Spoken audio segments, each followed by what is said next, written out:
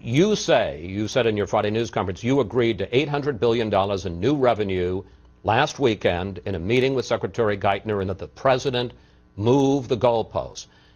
You heard his response. Well, we didn't really have a deal. Did you have a deal with Secretary Geithner? Last Sunday, I thought there was an agreement of $800 billion in new revenue coming from a flatter, fairer tax system that would get our economy moving again, employ more Americans, and bring more revenue to the federal government.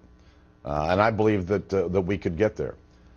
On Tuesday, the president said they needed more revenue. Mr. Cantor and I told the president, no. Wednesday, they said they needed more revenue. We said no. Thursday, need more revenue. We said no. On Friday afternoon, when the president called me and demanded $400 billion in more revenue, there's no way you can get that out of tax reform other than raising taxes on the American people. It was time for me to step back and to begin to figure out what's the path forward. Because it wasn't just the additional revenues the president wanted. Their willingness to make fundamental entitlement reform, real cuts in spending, they continued to resist at every turn. And that's when I finally decided it was time to say no.